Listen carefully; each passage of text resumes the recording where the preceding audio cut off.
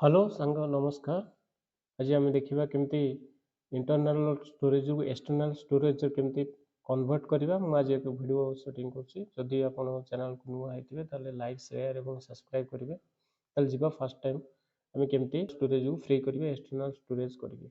या प्रथम आम कौन करवा ना आप जी फाइल को जी प्रथम कौन करवा आम फाइल मैनेज को जी फाइल मैनेजर जी आप वीडियो जदि पठाइबा चाहते वीडियोटा ओपन करेंगे वीडियो पर क्लिक करेंगे और वीडियो ओपन करीगला। देखो यही स्टेप जब आप वीडियो गुड़ा ओपन होकर थ्री जो डॉट आइकन उपर क्लिक करेंगे लिस्ट व्यू ऊपर करदे और यहाँ को प्रेस करेंगे। आप जो वीडियो पठाइबा कथा गोटे वीडियो प्रेस करेंगे।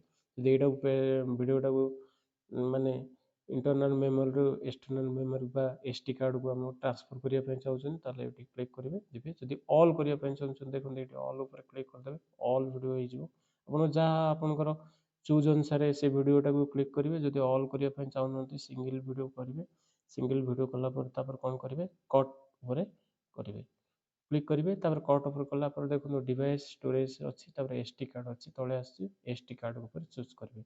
एसडी कार्ड उपर देखिए आपंकर फाइल गुड़ा पलि आसला जो फाइल रे आप सेव करने चाहते से फाइल टाक चूज करेंगे पेस्ट करदे। जदि ना ये देखो न्यू देखो ये कौन करेंगे ना न्यू ऊपर क्लिक करेंगे। न्यू ऊपर क्लिक कलापर ये न्यू फोल्डर आप ना सेव करने चाहते ना कौन ना ये देखिए मु माई वीडियो करेंगे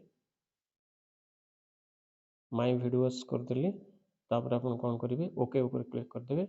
ओके ऊपर क्लिक कलापर ऑटो अच्छी पेस्ट उपर क्लिक कला पेस्ट उपर ऑटोमेटिकली पेस्ट सक्सेसफुल होगा। और देखो मोर वीडियो गुड़ा मुझे जोटा करी आपको से वीडियो आसीगला देखो